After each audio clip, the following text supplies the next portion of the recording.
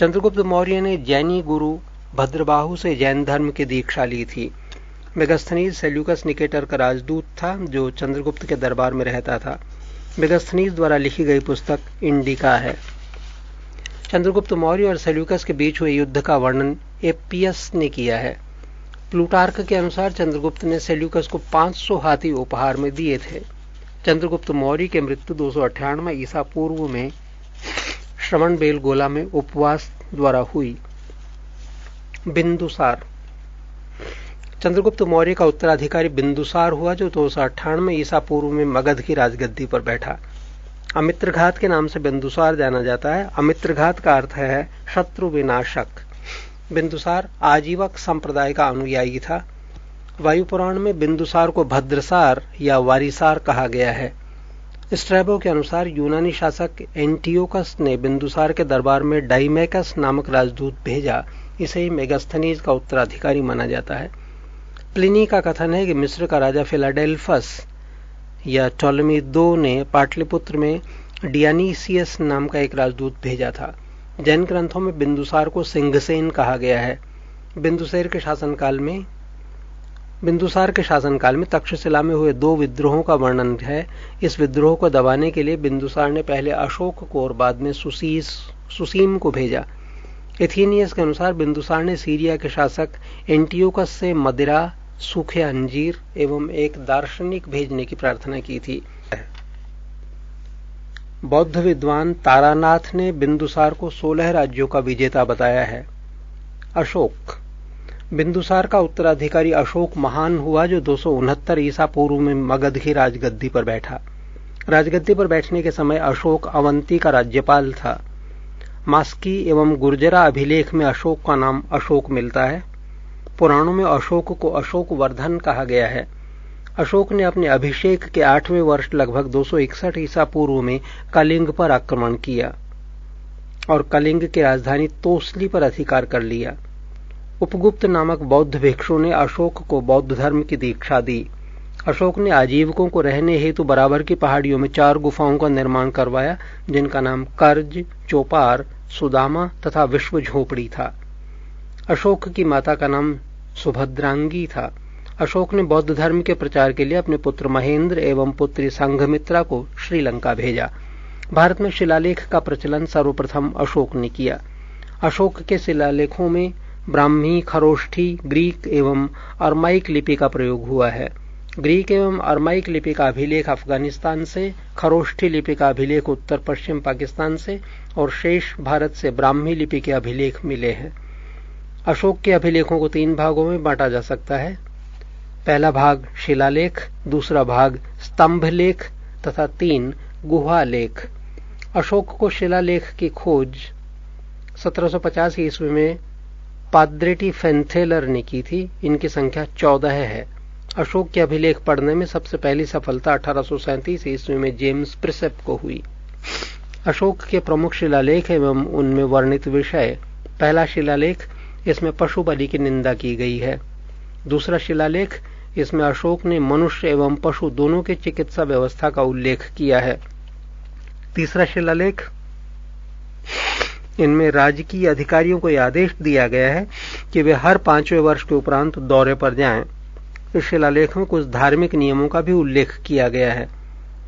चौथा शिलालेख, इस अभिलेख में भेरी घोष की जगह धम्म घोष की घोषणा की गई है।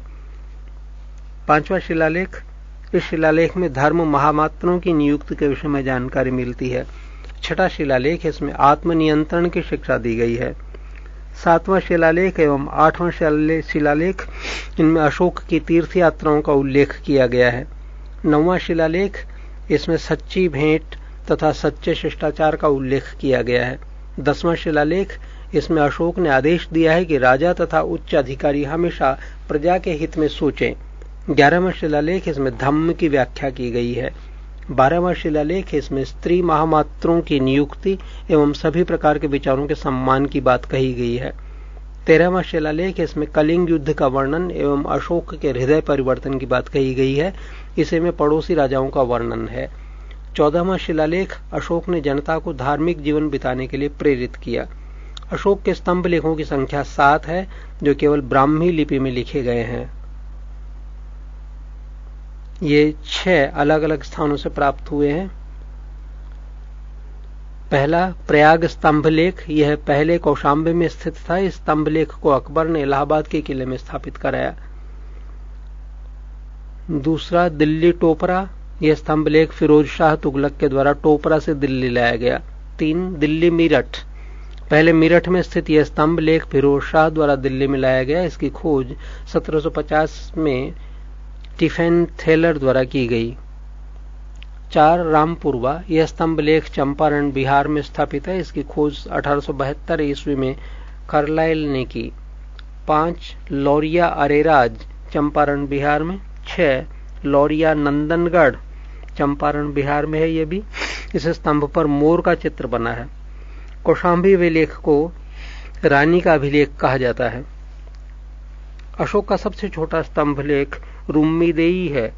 इसी में लुम्बिनी में धम्म यात्रा के दौरान अशोक द्वारा भूराजस्व की दर घटा देने की घोषणा की गई है। अशोक का 7वां अभिलेख सबसे लंबा है। प्रथम पृथक शिलालेख में यह घोषणा है कि सभी मनुष्य मेरे बच्चे हैं। अशोक का शारे कुना कंदहार अभिलेख ग्रीक एवं आर्मीक भाषाओं में प्राप्त हुआ है। साम्राज्य में मुख्यमंत्री एवं पुरोहित की नियुक्ति के पूर्व इनके चरित्र को काफी जांचा परखा जाता था, जिसे उपधा परीक्षण कहा जाता था।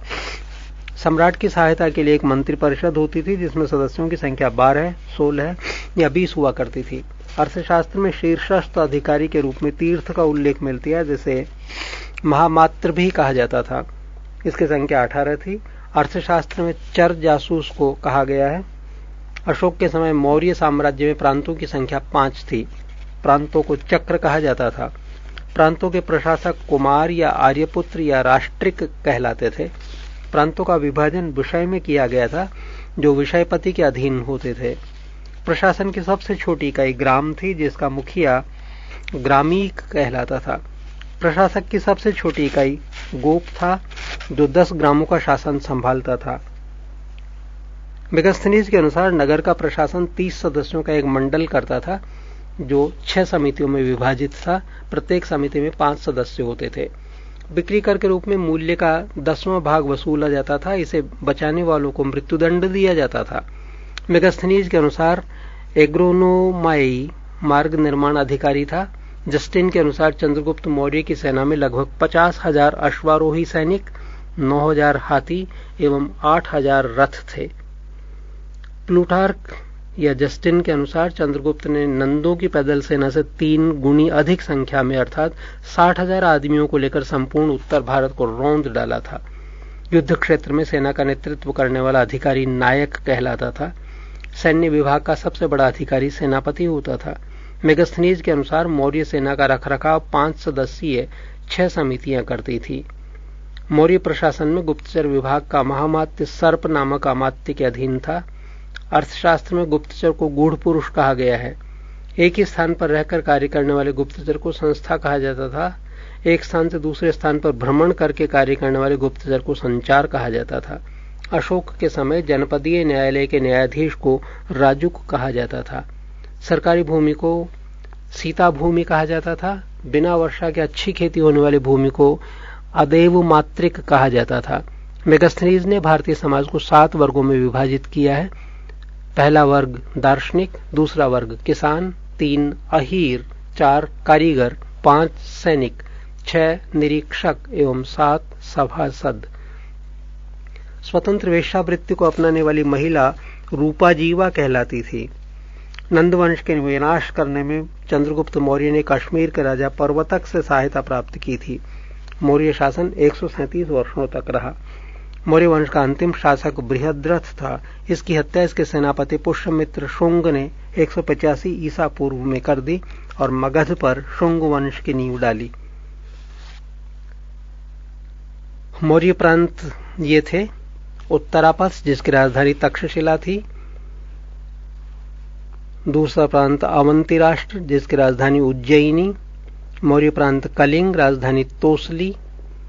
प्रांत दक्षिणापथ, जिसकी राजधानी सुवर्णागिरी। मौर्य प्रांत प्राशी या पूर्वी प्रांत, जिसकी राजधानी पाटलिपुत्र। प्रशासनिक समितियां एवं उनके कार्य इस प्रकार थे। प्रथम समिति, उसका कार्य उद्योग एवं शिल्प कार्य का निरीक्षण। दूसरी समिति, द्वितीय समिति विदेशियों की देखरेख के लिए।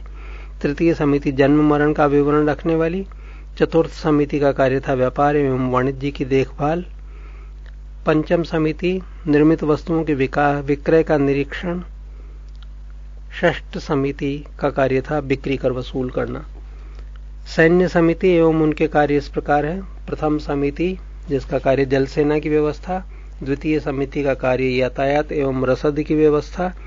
तृतीय समिति पैदल सैनिकों की देखरेख के लिए। चतुर्थ समिति का कार्य अश्वारोहियों की सेना की देखरेख। पंचम समिति गज सेना की देखरेख के लिए। षष्ठ समिति का कार्य था रथ सेना की देखरेख। अर्थशास्त्र में वर्णित तीर्थ इस प्रकार है। पहला तीर्थ मंत्री, ये प्रधानमंत्री होता था। दूसरा तीर्थ पुरोहित, धर्म एवं दान विभाग का प्रधान। 3 सेनापति, सैन्य विभाग का प्रधान। 4 युवराज, राजपुत्र। 5 दौवारिक, राजकीय द्वार रक्षक। 6 अंतर्वेदिक, अंतःपुर का अध्यक्ष। 7 समाहर्ता, आय का संग्रहकर्ता। 8 सन्निधाता, राजकीय कोष का अध्यक्ष। 9 प्रशासता, कारागार का अध्यक्ष। 10 प्रदेष्ट्री, कमिश्नर। 11 पौर, नगर का कोतवाल। 12 व्यावहारिक, प्रमुख न्यायाधीश। 13 नायक, नगर रक्षा का अध्यक्ष। 14 कर्मांतिक, उद्योगों एवं कारखानों का अध्यक्ष। 15 मंत्रिपरिषद अध्यक्ष। 16 दंडपाल, सेना का सामान एकत्र करने वाला। 17 दुर्गपाल, दुर्ग रक्षक। 18 अंतपाल, सीमावर्ती दुर्गों का रक्षक। 15 ब्राह्मण साम्राज्य। पुष्यमित्र शुंग, जिसने मगध पर शुंग वंश की नींव डाली, ब्राह्मण जाति का था। शुंग शासकों ने अपनी राजधानी विदिशा में स्थापित की। इंडो यूनानी शासक मिनांडर को पुष्यमित्र शुंग ने पराजित किया। पुष्यमित्र शुंग ने 2 बार अश्वमेध यज्ञ किया। इसके लिए पतंजलि ने अश्वमेध यज्ञ कराए। बरहूत स्तूप का निर्माण पुष्यमित्र शुंग ने करवाया।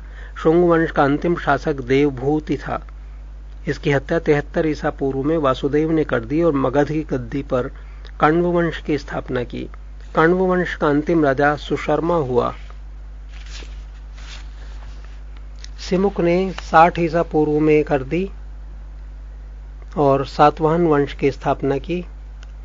सातवाहन आंध्र वंश था। यहाँ के शासकों ने अपनी राजधानी प्रतिष्ठान में स्थापित की। प्रतिष्ठान आंध्र प्रदेश के औरंगाबाद जिले में है। सातवाहन वंश के प्रमुख शासक थे सिमुक, शातकर्णी, गौतमी पुत्र शातकर्णी, वशिष्ठी पुत्र पुलुमावी तथा यज्ञश्री शातकर्णी। पश्चिम का स्वामी गौतमी पुत्र शातकर्णी को कहा जाता है। शातकर्णी ने 2 अश्वमेध तथा 1 राजसूय यज्ञ किया। सातवाहन शासकों के समय के प्रसिद्ध साहित्यकार हाल एवं गुणाढ़ थे। हाल ने गाथा सप्तशतक तथा गुणाढ़ ने बृहद कथा नामक पुस्तकों की रचना की। सातवाहन शासकों ने चांदी, तांबे, सीसा, पोटीन और कांसे की मुद्राओं का प्रचलन किया। ब्राह्मणों को भूमि अनुदान देने की प्रथा का आरंभ सातवाहन शासकों ने ही सर्वप्रथम किया। सातवाहनों की भाषा प्राकृत एवं लिपि ब्राह्मी थी। सातवाहनों का समाज मातृसत्तात्मक था। सातवाहनों की महत्वपूर्ण स्थापत्य कृतियां हैं कार्ले का चैत्य, अजंता एवं एलोरा की गुफाओं का निर्माण एवं अमरावती कला का विकास। 16 भारत के यमन राज्य। भारत पर आक्रमण करने वाले विदेशी आक्रमणकारियों का क्रम इस प्रकार है: हिंदू, यूनानी, शक, पल्लव, कुषाण।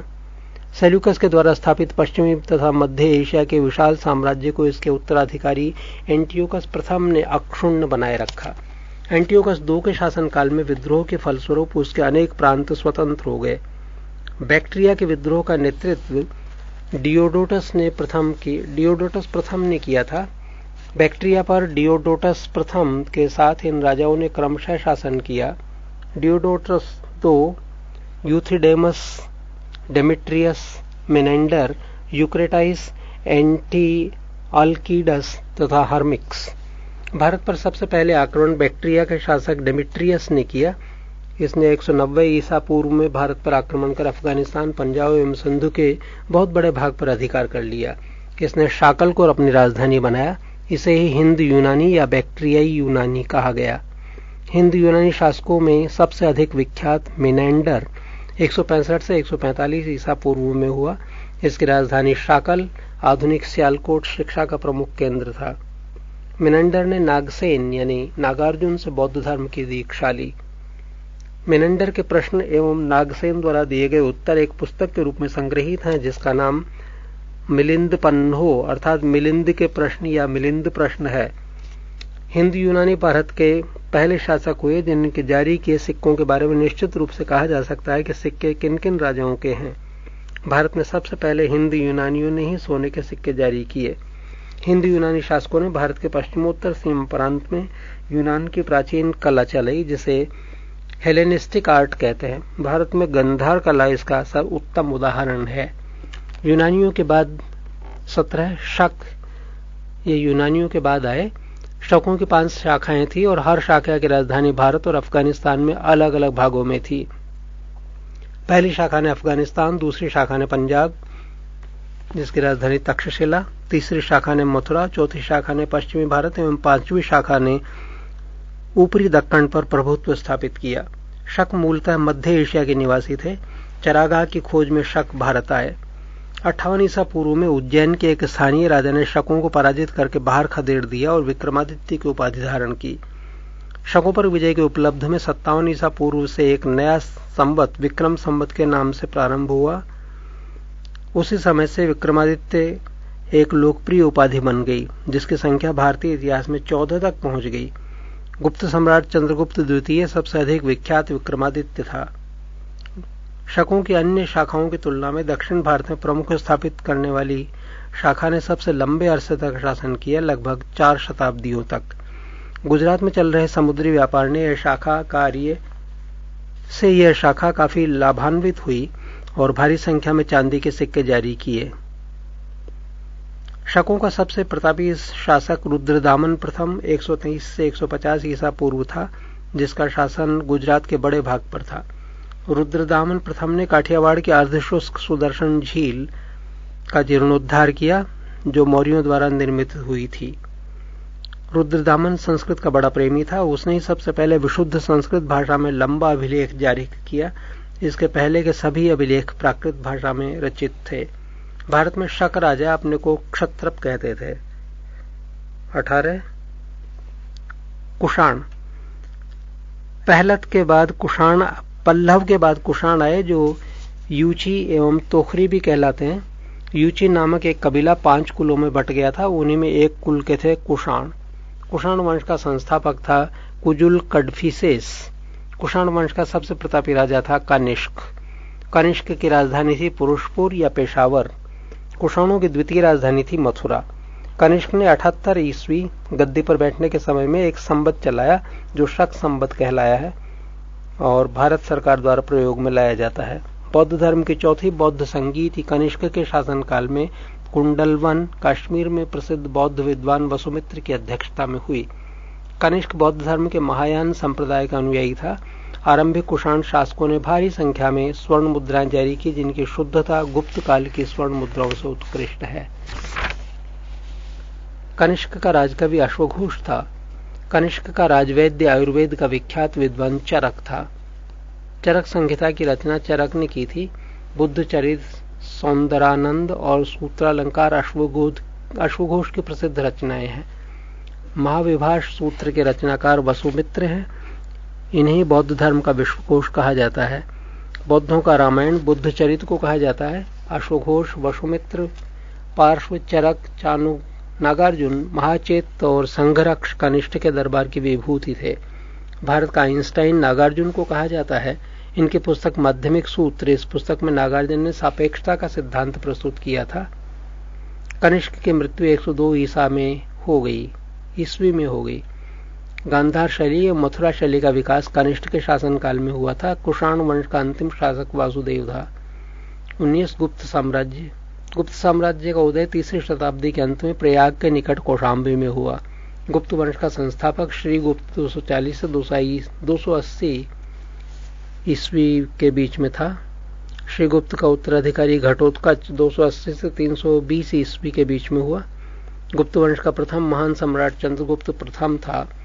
यह 320 ईस्वी में गद्दी पर बैठा। इसने लिच्छवी राजकुमारी कुमार देवी से विवाह किया। इसने महाराज अधिराज की उपाधि धारण की। गुप्त संवत 319-320 ईस्वी की शुरुआत चंद्रगुप्त प्रथम ने की। चंद्रगुप्त प्रथम का उत्तराधिकारी समुद्रगुप्त हुआ, जो 335 ईस्वी में राजगद्दी पर बैठा। इसने आर्यावर्त के 9 शासकों और दक्षिणायर्त के 12 शासकों को पराजित किया। इन्हीं विजयों के कारण इसे भारत का नेपोलियन कहा जाता है।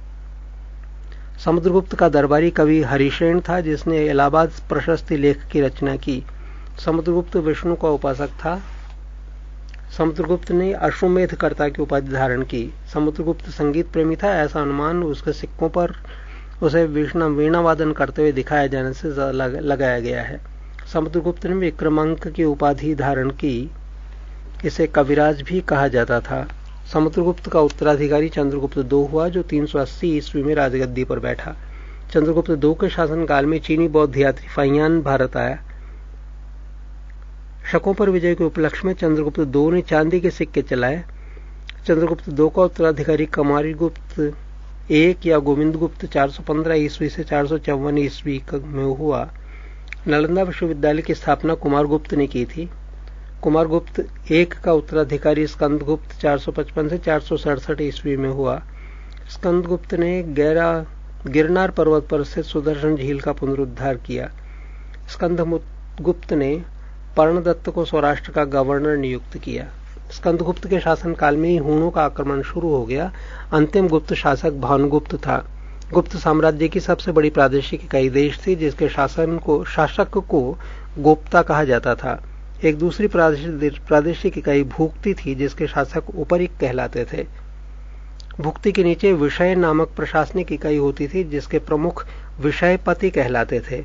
पुलिस विभाग का मुख्य अधिकारी दंडपाशिक कहलाता था। पुलिस विभाग के साधारण कर्मचारियों को चाट एवं भाट कहा जाता था। प्रशासन की सबसे छोटी इकाई ग्राम थी। ग्राम का प्रशासन ग्राम सभा द्वारा संचालित होता था। ग्राम सभा का मुखिया प्राचीन कहलाता था, ग्रामीक कहलाता था एवं अन्य सदस्य महत्तर कहलाते थे। ग्राम समूह की छोटी इकाई को पेठ कहा जाता था। गुप्त शासक कुमारगुप्त के दामोदरपुर ताम्रपत्र में भूमि बिक्री संबंधी अधिकारियों के क्रियाकलापों का उल्लेख है। भू राजस्व कुल उत्पादन का 1/4 भाग से 1/6 भाग हुआ करता था।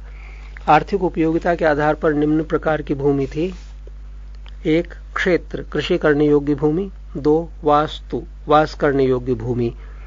तीसरी प्रकार की भूमि चरागाह भूमि, ये पशुओं के चारे की योग्य भूमि थी। 4 खिल्य, ऐसी भूमि जो जोतने योग्य नहीं होती। 5 अपृहत, ऐसी भूमि जो जंगली होती थी। सिंचाई के लिए रहट या घंटी यंत्र का प्रयोग होता था। श्रेणी के प्रधान को ज्येष्ठक कहा जाता था। गुप्त काल में उज्जैन सर्वाधिक महत्वपूर्ण व्यापारिक केंद्र था। गुप्त राजाओं ने सर्वाधिक स्वर्ण मुद्राएं जारी की। इनकी स्वर्ण मुद्राओं को अभिलेखों में दीनार कहा गया है। कायस्थों का सर्वप्रथम वर्णन याज्ञवल्क्य के स्मृति में मिलता है। जाति के रूप में कायस्थों का सर्वप्रथम वर्णन उष्णम स्मृति में मिलता है। विंध्य जंगल में शबर जाति के लोग रहते थे, जो अपने देवताओं को मनुष्य का मांस चढ़ाते थे। पहली बार किसी के सती होने का प्रमाण 510 ईस्वी के भानुगुप्त के एरण अभिलेख से मिलता है, जिसमें किसी भोजराज की मृत्यु पर उसकी पत्नी के सती होने का उल्लेख है। गुप्त काल में वेश्यावृत्ति करने वाली महिलाओं को गणिका कहा जाता था। वृद्ध वेश्याओं को कुट्टनी कहा जाता था। गुप्त सम्राट वैष्णव धर्म के अनुयायी थे। गुप्त काल में वैष्णव धर्म संबंधी सबसे महत्वपूर्ण अवशेष देवगढ़ झांसी का दशावतार मंदिर है। अजंता में निर्मित कुल 29 गुफाओं में वर्तमान में केवल 6 ही शेष हैं, जिनमें गुफा संख्या 16 एवं 17 ही गुप्तकालीन है। इसमें गुफा संख्या 16 में उत्कीर्ण मरणासन्न राजकुमारी का चित्र प्रशंसनीय है। गुप्त संख्या 17 के चित्र को चित्रशाला कहा गया है। इस चित्रशाला में बुद्ध के जन्म, जीवन, महाभिनिष्क्रमण एवं महापरिनिर्वाण की घटनाओं से संबंधित चित्र उद्धृत किए गए हैं। अजंता की गुफाएं बौद्ध धर्म की महायान शाखा से संबंधित हैं। गुप्त काल में निर्मित अन्य गुफा बाघ की गुफा है, जो ग्वालियर के समीप बाघ नामक स्थान पर विंध्य पर्वत को काटकर बनाई गई थी। चंद्रगुप्त II के शासनकाल में संस्कृत भाषा का सबसे प्रसिद्ध कवि कालिदास था। चंद्रगुप्त II के दरबार में रहने वाला आयुर्वेदाचार्य धन्वंतरी था। गुप्त काल में विष्णु शर्मा द्वारा लिखित पंचतंत्र को संसार का सर्वाधिक प्रचलित ग्रंथ माना जाता है। यह संस्कृत में है। बाइबल के बाद इसका स्थान दूसरा है। इसे 5 भागों में बांटा गया है। पहला भाग मित्रभेद, दूसरा भाग मित्रलाभ, 3 संधि विग्रह, 4 लब्ध प्रणाश, 5 अपरीक्षाकारित्व। आर्यभट्ट ने आर्यभट्टीयम एवं सूर्य सिद्धांत नामक ग्रंथ लिखे। इसने सर्वप्रथम बताया कि पृथ्वी सूर्य के चारों ओर घूमती है। चंद्रगुप्त II के दरबार में रहने वाले कुछ प्रमुख विद्वान थे आर्यभट्ट, वराहमिहिर, धन्वंतरी, ब्रह्मगुप्त आदि। पुराणों के वर्तमान रूप में रचना गुप्त काल में हुई। इसमें ऐतिहासिक परंपराओं का उल्लेख ही है। गुप्त काल में चांदी के सिक्कों को रूप्यका कहा जाता था। गुप्त काल में सती प्रथा प्रचलित हो चुकी थी। एरन अभिलेख से एक स्त्री के सती होने की जानकारी मिलती है। यह 510 ईसा पूर्व में हुआ था।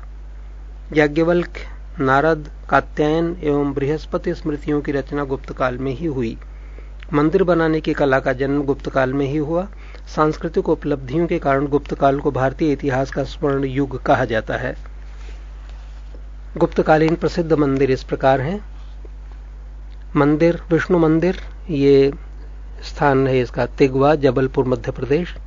शिव मंदिर स्थान है भूमरा, नागोदा, मध्य प्रदेश। पार्वती मंदिर स्थान है नयना कुठार, मध्य प्रदेश में। दशावतार मंदिर स्थान है देवगढ़, झांसी, उत्तर प्रदेश में। शिव मंदिर स्थान है खोह, नागोद, मध्य प्रदेश। भीतरगांव मंदिर, ये लक्ष्मण मंदिर है, ईंटों द्वारा बनाया हुआ है। इसका स्थान है भीतरगांव, कानपुर, उत्तर प्रदेश। 20 पुष्यभूति वंश। गुप्त वंश के पतन के बाद हरियाणा के अंबाला जिले के थानेश्वर नामक स्थान पर नरवर्धन के द्वारा पुष्यभूति वंश की स्थापना हुई। पुष्यभूति वंश का सबसे शक्तिशाली शासक प्रभाकर वर्धन था। प्रभाकर वर्धन ने अपनी पुत्री राजश्री का विवाह मौखरी वंश के शासक ग्रहवर्मन से किया। मालवा नरेश, देवगुप्त एवं गौड़ शासक शशांक ने मिलकर ग्रहवर्मन की हत्या कर दी। प्रभाकर वर्मन के बाद राज्यवर्धन गद्दी पर बैठा, जिसकी हत्या शशांक ने कर दी, जो गौड़ शासक थे। राजवर्धन के बाद 606 ईस्वी में 16 वर्ष की अवस्था में हर्षवर्धन राजगद्दी पर बैठा। हर्षवर्धन की प्रथम राजधानी थानेश्वर कुरुक्षेत्र के निकट थी। बाद में इसने अपनी राजधानी कन्नौज में स्थापित की। हर्षवर्धन के दरबार का प्रसिद्ध दरबारी कवि था बाणभट्ट। हर्षचरित के लेखक भी बाणभट्ट हैं। हर्षवर्धन की रचनाएं हैं नागानंद, रत्नावली और प्रियदर्शिका। हर्षवर्धन शिव के उपासक थे।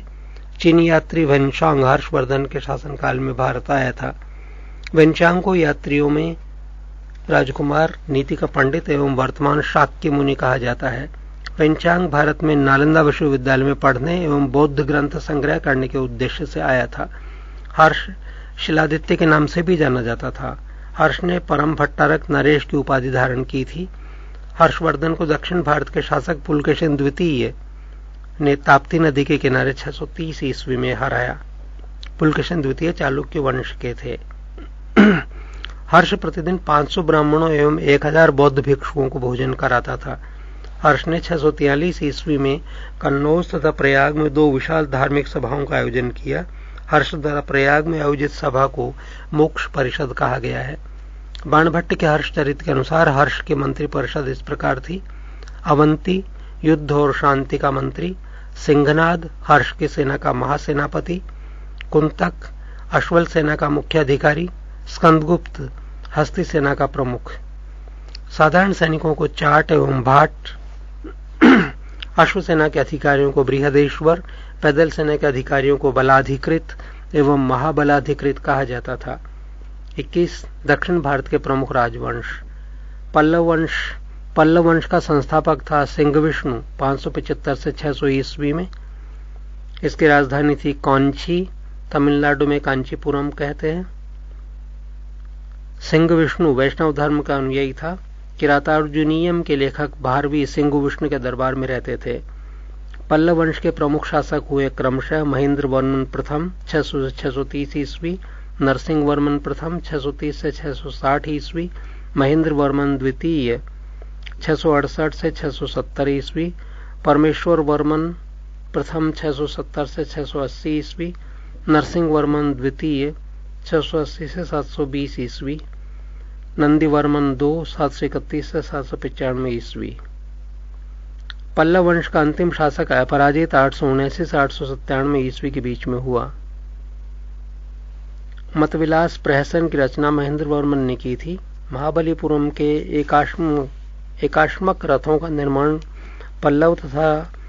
पल्लव राजा नरसिंह वर्मन प्रथम के द्वारा करवाया गया था।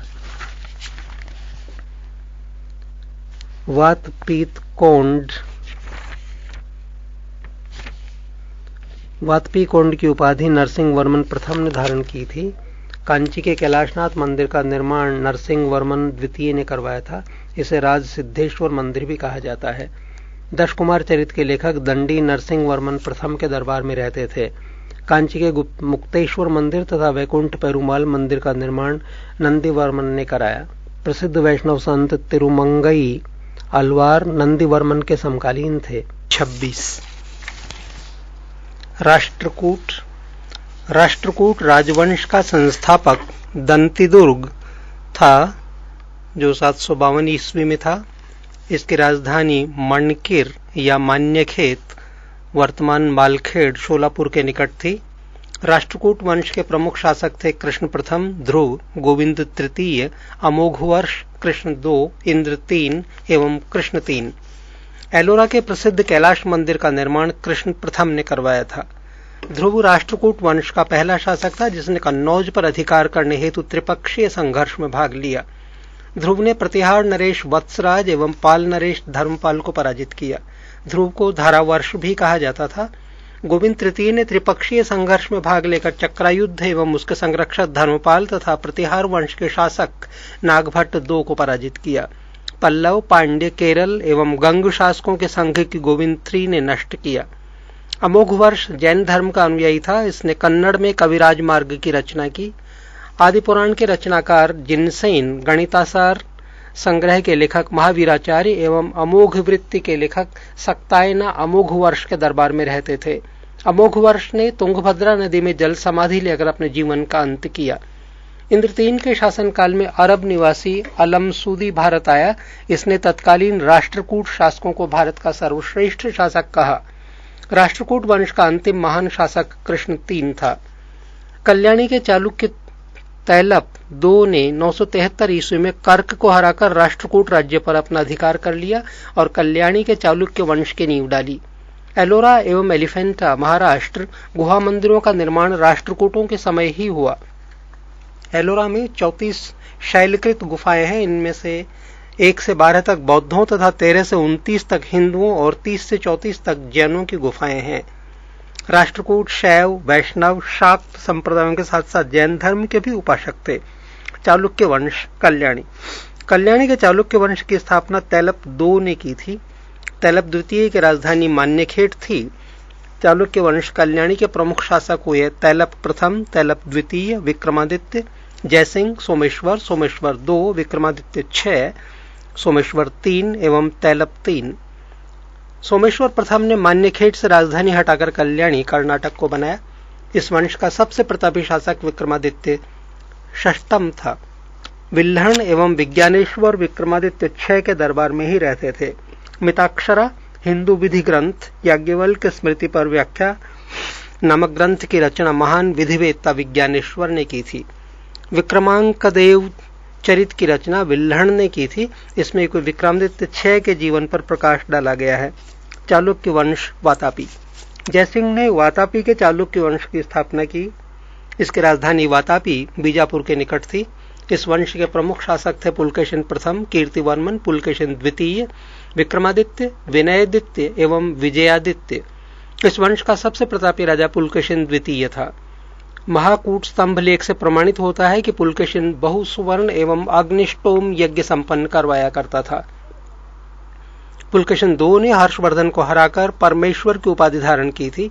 पुलकेशिन द्वितीय वातापी चालुक्य शासकों में सर्वाधिक पराक्रमी एवं महान था। इसने दक्षिणापथेश्वर की उपाधि धारण की थी।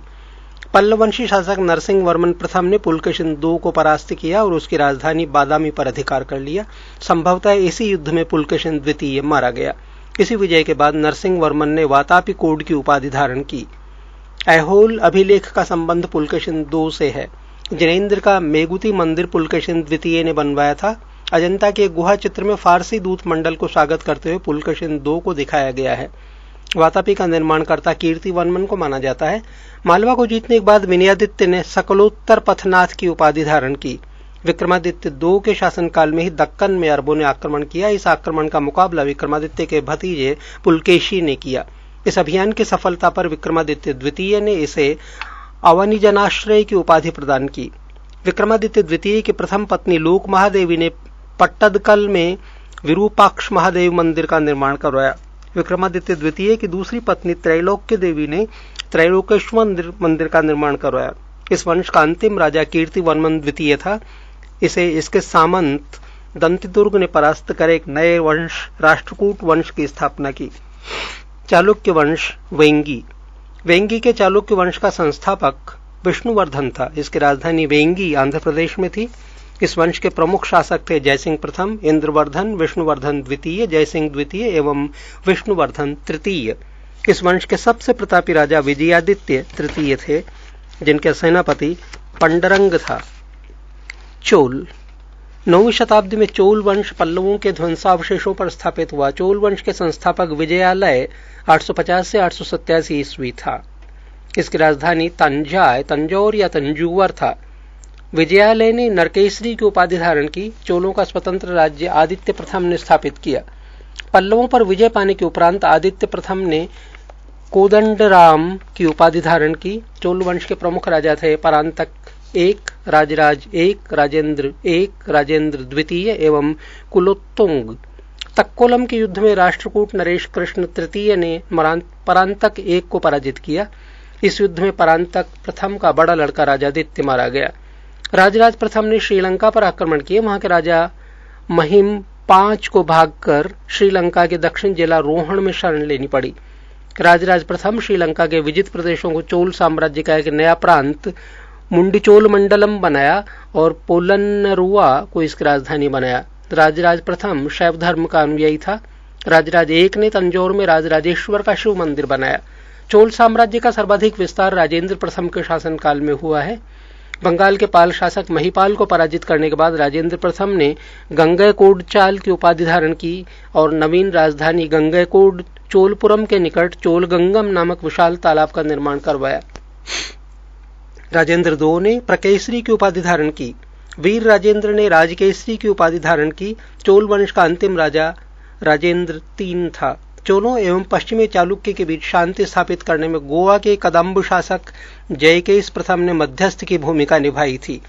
विक्रम चोल अभाव एवं अकाल से ग्रस्त गरीब जनता से राजस्व वसूल कर चिदम्बरम मंदिर का विस्तार करवा रहा था। कुलोत्तुंग II ने चिदम्बरम मंदिर में स्थित गोविंदराज यानी विष्णु की मूर्ति को समुद्र में फेंकवा दिया। कालांतर में वैष्णव आचार्य रामानुजाचार्य ने उक्त मूर्ति का पुनरुद्धार किया और उसे तिरुपति के मंदिर में प्राण प्रतिष्ठित किया। चोल प्रशासन में भाग लेने वाले उच्च पदाधिकारियों को पेरुंदरम एवं निम्न श्रेणी के पदाधिकारियों को शेरुंदरन कहा जाता था। संपूर्ण चोल साम्राज्य 6 प्रांतों में विभक्त था। प्रांत को मंडलम कहा जाता था। मंडलम कोट्टम में, कोट्टम नाडु में एवं नाडु कई कुर्रमों में विभक्त था। नाडु की स्थानीय सभा को नाटूर एवं नगर की स्थानीय सभा को नगरतार कहा जाता था। स्थानीय स्वशासन चोल प्रशासन की मुख्य विशेषता थी।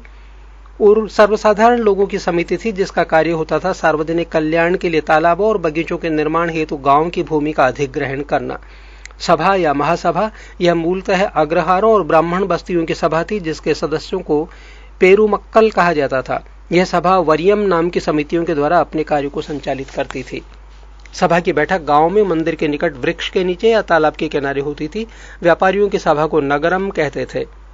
चोल काल में भूमि कर उपज का 1/3 भाग हुआ करता था।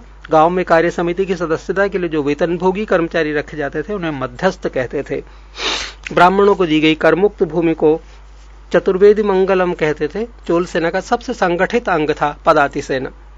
चोल काल में काशु सोने के सिक्के थे। ब्राह्मणों को दान दी गई भूमि ब्रह्मदेय कहलाती थी। तमिल कवियों में जयंगोदर प्रसिद्ध कवि था जो कुलोतुंग प्रथम का राजकवि था। उसकी रचना है कलिंग तुपर्णी।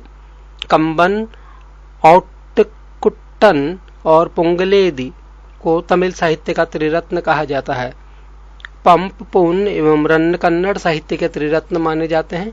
पर्सी ब्राउन ने तंजौर के बृहदेश्वर मंदिर के विमान को भारतीय वास्तुकला का निकष माना है। चोलकालीन नटराज प्रतिमा को चोल कला का सांस्कृतिक सार या निचोड़ कहा जाता है। चोल काल में आम वस्तुओं के आदान प्रदान का आधार धान था। चोल काल यानी 10वीं शताब्दी का सबसे महत्वपूर्ण बंदरगाह कावेरीपट्टनम था। बहुत बड़ा गांव जो एक इकाई के रूप में शासित किया जाता था तनियर कहलाता था। उत्तर मेरूर शिलालेख जो सभा संस्था का विस्तृत वर्णन उपस्थित करता परांतक प्रथम के शासनकाल से संबंधित है। चोलों की राजधानी कालक्रम के अनुसार इस प्रकार थी: उरैयूर, तंजौर, गंगैकोंड, चोलपुरम एवं कांची। चोल काल में सड़कों की देखभाल बगान समिति करती थी। शैव संत ईशान शिव पंडित राजेंद्र एक के गुरु थे। चोल काल के विशाल व्यापारी समूह निम्न थे: वलंजियार, नानादेसी एवं मणिग्रामम। विष्णु के उपासक अलवार एवं शिव के उपासक नयनार संत कहलाते थे। यादव वंश। देवगिरी के यादव वंश की स्थापना भिल्लम पंचम ने की थी। इसकी राजधानी देवगिरी थी। इस वंश का सबसे प्रतापी राजा सिंघण 1210 से 1246 ईस्वी तक था। इस वंश का अंतिम स्वतंत्र शासक रामचंद्र था जिसने अलाउद्दीन के सेनापति मलिक काफूर के सामने आत्मसमर्पण किया। होयसल वंश। द्वार समुद्र के होयसल वंश की स्थापना विष्णुवर्धन ने की थी। होयसल वंश यादव वंश की एक शाखा थी। बेलूर में चेन्ना केशव मंदिर का निर्माण विष्णुवर्धन ने 1117 ईस्वी में किया था। होयसल वंश का अंतिम शासक वीर बल्लाल तृतीय था जिसे मलिक काफूर ने हराया था। होयसल वंश की राजधानी द्वार समुद्र आधुनिक हलेविड था। कदम्ब वंश। कदम वंश की स्थापना मयूर शर्मन ने की थी। कदम वंश की राजधानी वनवासी था। गंगवंश। गंगवंश संस्थापक ब्रजहस्त पंचम था। अभिलेखों के अनुसार गंगवंश के प्रथम शासक कोंकणी वर्मा था। गंगों की प्रारंभिक राजधानी कुबलाल यानी कोलर थी जो बाद में तलकाड हो गई। दत्तक सूत्र पर टीका लिखने वाला गंग शासक माधव प्रथम था। काकतीय वंश। काकतीय वंश का संस्थापक बीटा प्रथम था जिसने नलगोंडा हैदराबाद में एक छोटे से राज्य का गठन किया जिसकी राजधानी अम्मकुंड थी। इस वंश का सबसे शक्तिशाली शासक गणपति था। रुद्रमा देवी गणपति की बेटी थी जिसने रुद्रदेव महाराज का नाम ग्रहण किया जिसने 35 वर्ष तक शासन किया। गणपति ने अपनी राजधानी वारंगल में स्थानांतरित कर ली थी। इस राजवंश का अंतिम शासक प्रताप रुद्र 1295 से 1323 तक था। 22 सीमावर्ती राजवंशों का अभ्युदय। पालवंश। पालवंश का संस्थापक गोपाल 750 ईस्वी में था। इस वंश की राजधानी मुंगेर थी। गोपाल बौद्ध धर्म का अनुयायी था। इसने ओदंतपुरी विश्वविद्यालय की स्थापना की थी। पाल वंश के प्रमुख शासक थे धर्मपाल, देवपाल, नारायणपाल, महिपाल, नयपाल आदि। पाल वंश का सबसे महान शासक धर्मपाल था जिसने विक्रमशिला विश्वविद्यालय की स्थापना की थी। कन्नौज के लिए त्रिपक्षीय संघर्ष पाल वंश, गुर्जर, प्रतिहार वंश एवं राष्ट्रकूट वंश के बीच हुआ। इसमें पाल वंश की ओर से सर्वप्रथम धर्मपाल शामिल हुआ था। 11वीं सदी के गुजराती कवि सोडठल ने धर्मपाल को उत्तरापथ स्वामी की उपाधि से संबोधित किया है। ओदंतपुरी बिहार के प्रसिद्ध बौद्ध मठ का निर्माण देवपाल ने करवाया था। जावा के शैलेंद्र वंशी शासक बालपुत्र देव के अनुरोध पर देवपाल ने उसे नालंदा में एक बौद्ध विहार बनवाने के लिए 5 गांव दान में दिए थे। गौड़ी रीति नामक साहित्यिक विद्या का विकास पाल शासकों के समय में हुआ। पाल शासक बौद्ध धर्म के अनुयायी थे। सेन वंश। सेन वंश की स्थापना सामंत सेन ने राढ़ में की थी। इसकी राजधानी नदिया लखनौती थी। सेन वंश के प्रमुख शासक विजय सेन, बल्लाल सेन एवं लक्ष्मण सेन थे। सेन वंश का प्रथम स्वतंत्र शासक विजय सेन था जो शैव धर्म के अनुयायी था। दानसागर एवं अद्भुत सागर नामक ग्रंथ की रचना सेन शासक बल्लाल सेन ने की थी। अद्भुत सागर को लक्ष्मण सेन ने पूर्ण रूप दिया था। लक्ष्मण सेन की राज्यसभा में गीत गोविंद के लेखक जयदेव, पवनदूत के लेखक धोई एवं ब्राह्मण सर्वस्व के लेखक हलायुद्ध रहते थे। हलायुद्ध लक्ष्मण सेन का प्रधान न्यायाधीश एवं मुख्यमंत्री था। विजय सेन ने देवपाड़ा में प्रद्युम्नेश्वर मंदिर शिव के विशाल मंदिर की स्थापना की। सेन राजवंश प्रथम राजवंश था जिसने अपना अभिलेख सर्वप्रथम हिंदी में उत्कीर्ण करवाया। लक्ष्मण सेन बंगाल का अंतिम हिंदू शासक था। कश्मीर के राजवंश।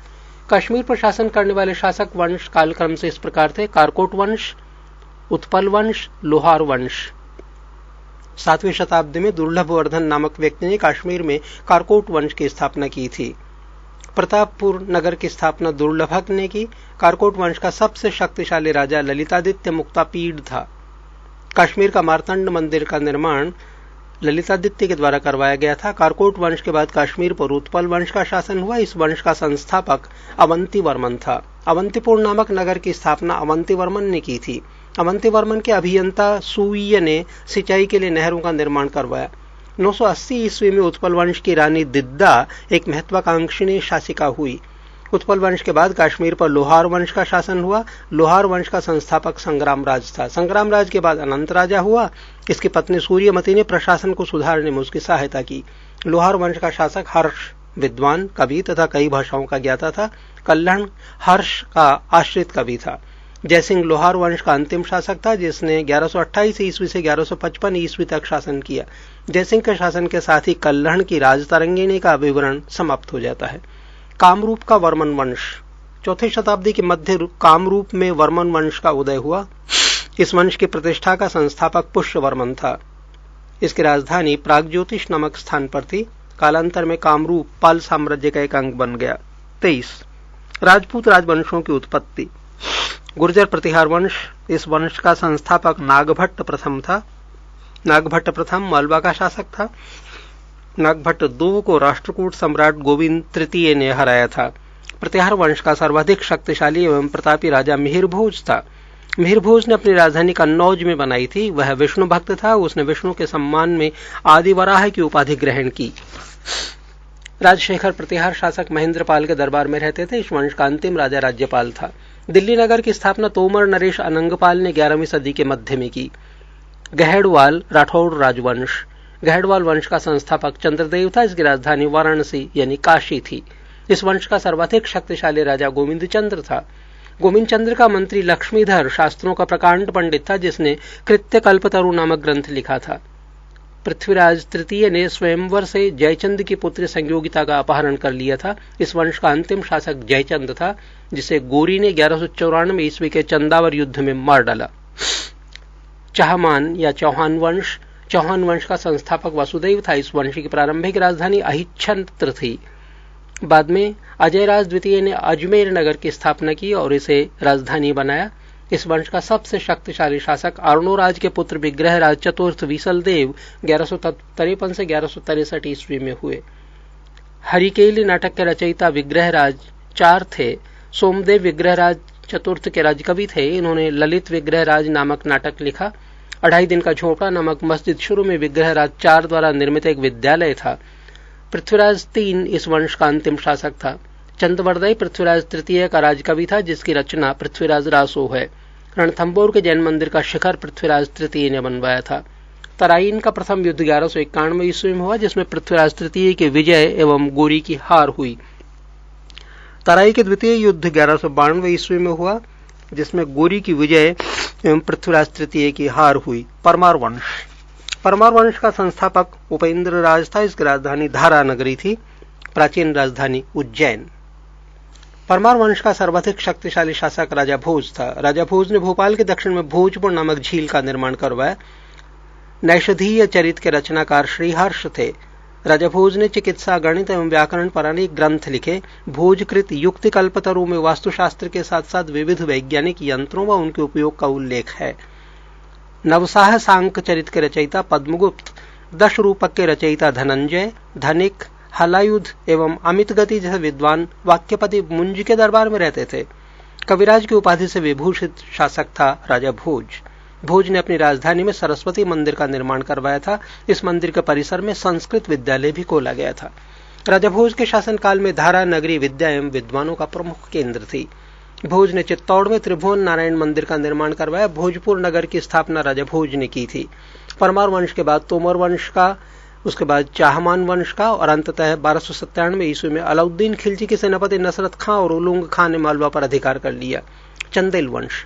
प्रतिहार साम्राज्य के पतन के बाद बुंदेलखंड की भूमि पर चंदेल वंश का स्वतंत्र राजनीतिक इतिहास प्रारंभ हुआ। बुंदेलखंड का प्राचीन नाम जिजाक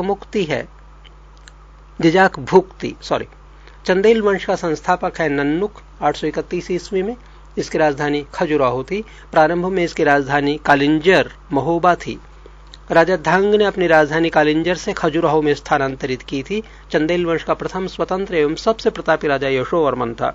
यशोवर्मन ने कन्नौज पर आक्रमण कर प्रतिहार राजा देवपाल को हराया तथा उससे एक विष्णु की प्रतिमा प्राप्त की, जिसे उसने खजुराहो के विष्णु मंदिर में स्थापित किया। धंग ने जिन्ननाथ, विश्वनाथ एवं वैद्यनाथ मंदिर का निर्माण करवाया। धंग ने गंगा यमुना के पवित्र संगम में शिव की आराधना करते हुए अपने शरीर का त्याग किया। चंदेल शासक विद्याधर ने कन्नौज के प्रतिहार शासक राज्यपाल की हत्या कर दी, क्योंकि उसने महमूद के आक्रमण का सामना किए बिना ही आत्मसमर्पण कर दिया था। विद्याधर ही अकेला ऐसा भारतीय नरेश था जिसने महमूद गजनी की महत्वाकांक्षाओं का सफलतापूर्वक प्रतिरोध किया। चंदेल शासक कीर्तिवर्मन की राज्यसभा में रहने वाले कृष्ण मिश्र ने प्रबोध चंद्रोदय की रचना की थी। कीर्तिवर्मन ने महोबा के समीप कीर्ति सागर नामक जलाशय का निर्माण किया।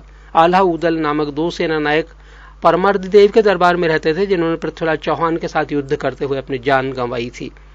चंदेल वंश का अंतिम शासक परमर्दिदेव ने 1202 ईस्वी में कुतुबुद्दीन ऐबक की अधीनता स्वीकार कर ली। इस पर उसके मंत्री अजयदेव ने उसकी हत्या कर दी। सोलंकी वंश अथवा गुजरात के चालुक्य शासक सोलंकी वंश का संस्थापक मूलराज प्रथम था। इसकी राजधानी अन्हिलवाड़ थी।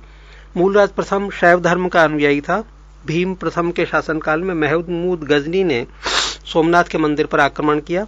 भीम प्रथम के सामंत बिमल ने आबू पर्वत पर दिलवाड़ा का प्रसिद्ध जैन मंदिर बनवाया। सोलंकी वंश का प्रथम शक्तिशाली शासक जयसिंह सिद्धराज था। प्रसिद्ध जैन विद्वान हेमचंद्र जयसिंह सिद्धराज के दरबार में था। माउंट आबू पर्वत राजस्थान में, वहां पर एक मंडप बनाकर जयसिंह सिद्धराज ने अपने 7 पूर्वजों की गजारोही मूर्तियों की स्थापना की। मोढेरा के सूर्य मंदिर का निर्माण सोलंकी राजाओं के शासनकाल में हुआ था। सिद्धपुर में रुद्र महाकाल के मंदिर का निर्माण जयसिंह सिद्धराज ने किया था।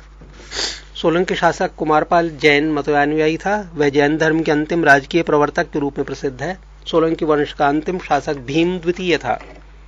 भीम 2 के एक सामंत लवण प्रसाद ने गुजरात में बघेल वंश की स्थापना की थी। बघेल वंश का कर्ण 2 गुजरात का अंतिम हिंदू शासक था। इसने अलाउद्दीन खिलजी की सेनाओं का मुकाबला किया था। कलचूरी चेदी राजवंश। कलचूरी वंश का संस्थापक कोक्कल था। इसकी राजधानी त्रिपुरी थी। कलचूरी वंश का एक शक्तिशाली शासक गांगेय देव था, जिसने विक्रमादित्य की उपाधि धारण की। पूर्व मध्यकाल में स्वर्ण सिक्कों के विलुप्त हो जाने के पश्चात इन्होंने सर्वप्रथम उन्हें प्रारंभ करवाया। कलचूरी वंश सबसे महान शासक कर्णदेव था, जिसने कलिंग पर विजय प्राप्त की और त्रिकलिंगाधिपति की उपाधि धारण की। प्रसिद्ध कवि राजशेखर कलचुरी दरबार में ही रहते थे। सिसोदिया वंश के शासक अपने को सूर्यवंशी कहते थे। सिसोदिया वंश के शासक मेवाड़ पर शासन करते थे। मेवाड़ की राजधानी चित्तौड़ थी। अपने विजयों के उपलक्ष्य में विजय स्तंभ का निर्माण राणा कुंभा ने चित्तौड़ में करवाया। खतौली का युद्ध 1518 ईस्वी में राणा सांगा एवं इब्राहिम लोदी के बीच हुआ। मध्यकालीन भारत। 24 भारत पर अरबों का आक्रमण। मोहम्मद बिन कासिम के नेतृत्व में अरबों ने भारत पर पहला सफल आक्रमण किया। अरबों ने सिंध पर 712 ईस्वी में विजय पाई थी। अरब आक्रमण के समय सिंध पर दाहिर का शासन था।